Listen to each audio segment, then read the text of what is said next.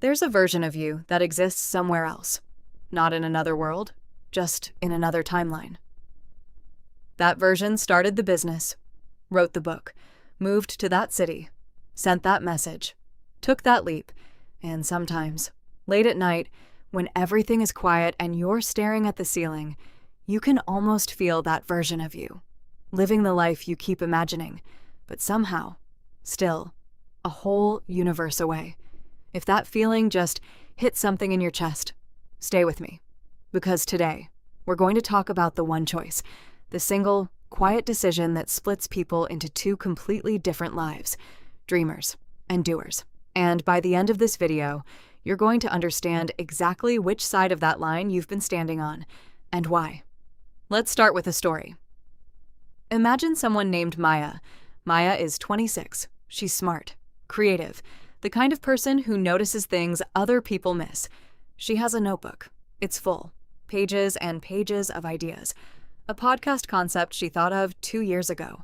A small business idea she's mentioned to 3 different friends. A short film script she started and never finished. But here's the thing about Maya. She also has a job she doesn't love, and every night she opens that notebook, she reads her ideas, and something inside her lights up. This could actually work, she thinks. She tells herself, tomorrow I'll start. She closes the notebook.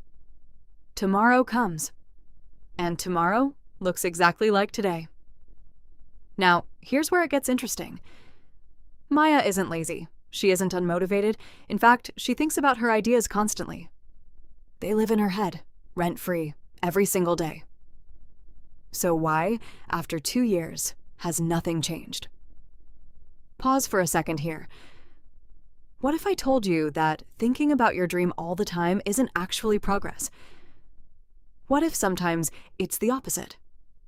Let's talk about what's really happening inside Maya's brain.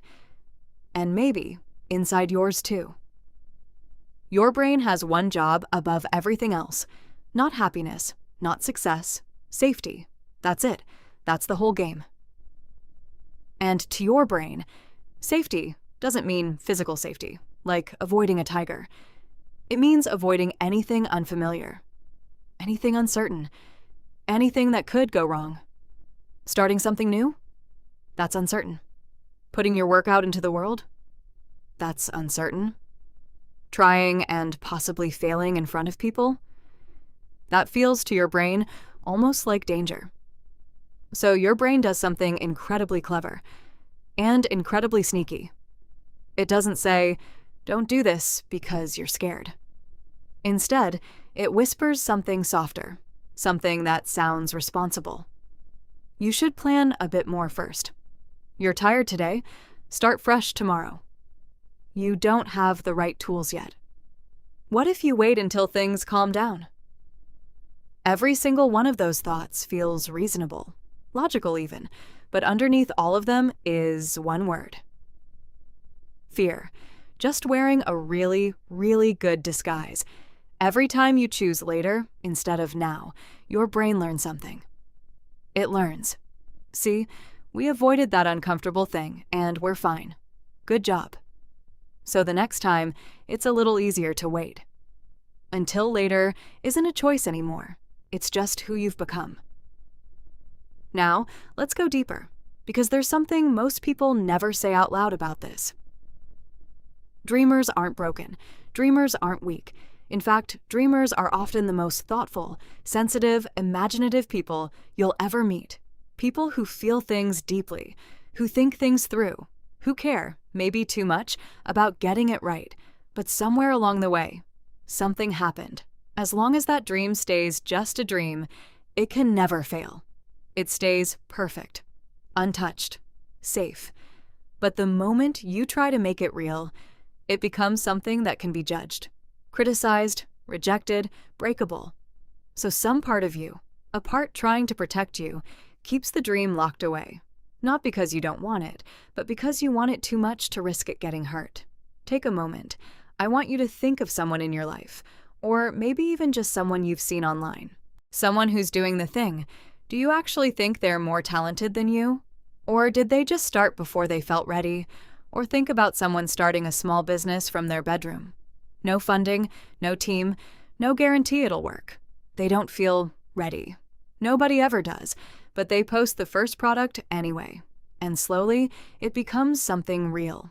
Not because the idea was perfect, but because they stopped waiting for permission to begin.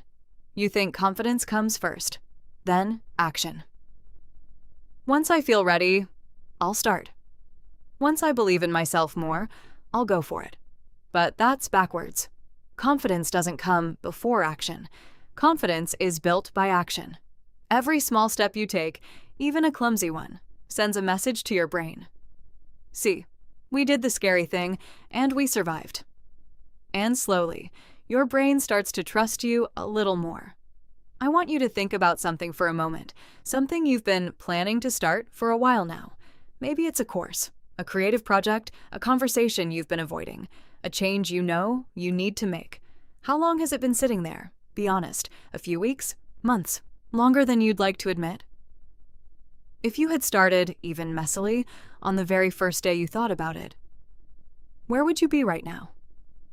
I know it might feel heavy, but this isn't about guilt. It's about waking something up. Because here's the twist.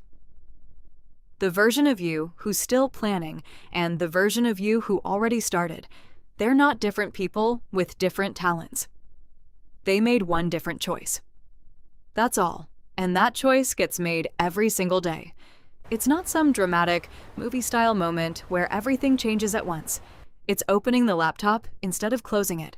It's writing one terrible paragraph. It's sending the message with shaky hands. Dreamers wait for the feeling of ready. Doers act and let the feeling catch up later. That's the entire difference. Not talent, not luck, not even courage, really. So here's what I want to leave you with. You don't need to transform overnight. You don't need some perfect version of yourself.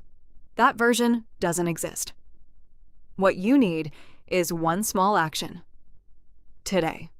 Because dreams don't become real through giant leaps. They become real through small, imperfect, slightly scared steps. Now, you finally understood something important. You are never going to feel ready. Nobody ever is. But you're already stronger than the fear. You've survived every hard thing that brought you here. This is just one more thing you're capable of doing. Take the step. Messy, imperfect, shaking hands and all. Because the dreamer who's been waiting and the doer who finally begins, they were always the same person. You just proved it.